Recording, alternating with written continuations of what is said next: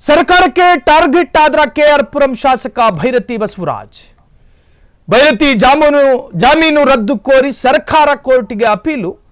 ಶಾಸಕ ಬಸವರಾಜ್ ವಿರುದ್ಧ ಸರ್ಕಾರ ಅಪೀಲು ಹೋಗಿದ್ದೇಕೆ? ರೌಡಿ ಬಿಕ್ಲು ಶಿವು ಕೊಲೆ ಪ್ರಕರಣದ ಆರೋಪಿಯಾಗಿರುವ ಎಂಎಲ್ಎ ನಿರೀಕ್ಷಣಾ ಜಾಮೀನು ರದ್ದು ಕೋರಿ ಹೈಕೋರ್ಟ್ಗೆ ಮನವಿ. ಬಿಕ್ಲು ಶಿವ ಕೊಲೆ ಪ್ರಕರಣದಲ್ಲಿ ಜಾಮೀನು ಪಡೆದಿರುವ ಭೈರತಿ ಬಸವರಾಜ್ಗೆ ಮತ್ತೆ ಸಂಕಷ್ಟ ತರುತ್ತಾ ಬಿಕ್ಲು ಶಿವ ಕೊಲೆ ಕೇಸ್. ಆತಂಕದಲ್ಲಿ ಕೆಆರ್ಪುರಂನ ಎಂಎಲ್ಎ ಭೈರತಿ ಬಸವರಾಜ್ ಇದ್ದಾರೆ. ಬಿಕ್ಲು ಶಿವ ಮರ್ಡರ್ ಪ್ರಕರಣ, ಆ ಮರ್ಡರ್ ಪ್ರಕರಣ ರಾಜಕೀಯವಾಗಿ ಚರ್ಚೆಯಾದಂತಹ ವಿಚಾರ.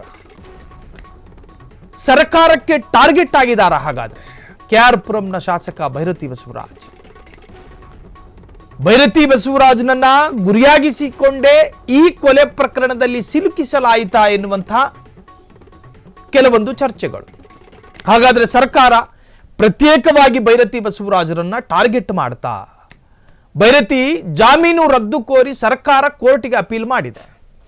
ಭೈರತಿ ಬಸವರಾಜ್ಗೆ ಸಿಕ್ಕಿದಂತಹ ಜಾಮೀನಿದೆಯಲ್ಲ, ಆ ಜಾಮೀನನ್ನು ಪ್ರಶ್ನಿಸಿ ಸರ್ಕಾರ ತನ್ನ ಪ್ರಾಸಿಕ್ಯೂಟರ್ ಅನ್ನ ಬಳಸಿಕೊಂಡು ಈಗ ಮೇಲಿನ ಕೋರ್ಟಿಗೆ ಮನವಿ ಹೋಗಿದೆ, ಅಪೀಲ್ ಹೋಗಿದೆ.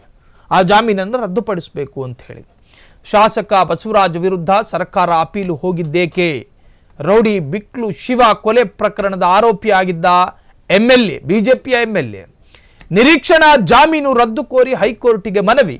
ಬಿಕ್ಲು ಶಿವ ಕೊಲೆ ಪ್ರಕರಣದಲ್ಲಿ ಜಾಮೀನು ಪಡೆದಿರುವ ಭೈರತಿ ಬಸವರಾಜ್ಗೆ ಮತ್ತೆ ಸಂಕಷ್ಟ ತರುತ್ತಾ ಬಿಕ್ಲು ಶಿವ ಕೊಲೆ ಪ್ರಕರಣ. ಆತಂಕದಲ್ಲಿ ಕೆಆರ್ಪುರಂ ಎಂಎಲ್ಎ ಭೈರತಿ ಬಸವರಾಜ್. ಇನ್ನು ಈ ಪ್ರಕರಣದಲ್ಲಿ ಭೈರತಿ ಬಸವರಾಜ್ ಬಿಕ್ಲು ಶಿವಾಗೆ ಆವಾಜ್ ಹಾಕೋದು, ಹೀಗೆ ಒಂದಷ್ಟು ಡಿಜಿಟಲ್ ಎವಿಡೆನ್ಸ್ಗಳು ಸೋಷಿಯಲ್ ಮೀಡಿಯಾದಲ್ಲಿ ಹರಿದಾಡಿತ್ತು. ಬಿಕ್ಲು ಶಿವ ತಾಯಿ ಕೊಟ್ಟ ಆರೋಪದ ಮೇಲೆ ಬಿಕ್ಲು ಶಿವ ಕುಟುಂಬಸ್ಥರ ಐ ವಿಟ್ನೆಸ್ ಆಧಾರದಲ್ಲಿ ಭೈರತಿ ಬಸವರಾಜ್ರವರನ್ನು ಆರೋಪಿ ಮಾಡಲಾಗಿತ್ತು. ಇನ್ನು ಬಂಧನದ ಭೀತಿಯನ್ನು ಕೂಡ ಎದುರಿಸ್ತಾ ಇದ್ರು. ಒಂದಷ್ಟು ದಿನ ಎಪ್ಸ್ಕಾಂಡ್ ಆಗಿದ್ರು, ತಲೆಮರೆಸ್ಕೊಂಡಿದ್ರು. ಅವರನ್ನ ಹುಡುಕಾಡೋದಕ್ಕೆ ಪೊಲೀಸರು ಒಂದಷ್ಟು ತಂಡಗಳನ್ನ ರಚನೆ ಮಾಡಿಬಿಟ್ಟಿತ್ತು. ಆರೋಪಿಯನ್ನ ಹಿಡ್ಕೊಂಡು ಬನ್ನಿ, ಸ್ಟೇಷನ್ಗೆ ಕರ್ಕೊಂಡು ಬನ್ನಿ ಅಂತ ಹೇಳಿ. ಅದಾದ ನಂತರ ಸಾಧ್ಯ ಆಗಲಿಲ್ಲ.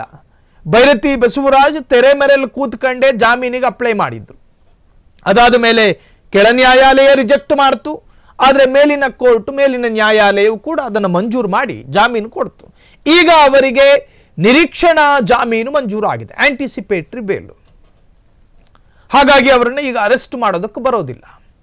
ಈ ಜಾಮೀನನ್ನು ರದ್ದು ಕೋರಿ ಈಗ ಸರ್ಕಾರಿ ಪರ ವಕೀಲರು ಯಾರಿರ್ತಾರೋ, ಸರ್ಕಾರಿ ಪ್ರಾಸಿಕ್ಯೂಟರ್, ಅವರು ಮೇಲಿನ ಕೋರ್ಟಿಗೆ ಅಪೀಲ್ ಹೋಗಿದ್ದಾರೆ.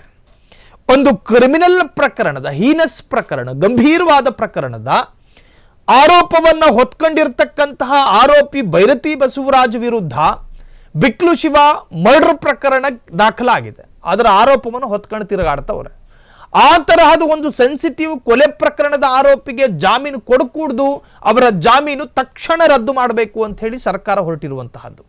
ಹಾಗಾದ್ರೆ ಸರ್ಕಾರಕ್ಕೆ ಭೈರತಿ ಬಸವರಾಜರ ಪ್ರಕರಣದಲ್ಲಿ ಯಾಕೆ ಪ್ರತ್ಯೇಕ ಆಸಕ್ತಿ? ಸರ್ಕಾರ ಮೇಲ್ನೋಟಕ್ಕೆ ಭೈರತಿ ಬಸವರಾಜರವರನ್ನ ಟಾರ್ಗೆಟ್ ಮಾಡ್ತಾ ಇದೆಯಾ? ಭೈರತಿ ಬಸವರಾಜ್ ಬೇರೆ ಯಾರೂ ಅಲ್ಲ.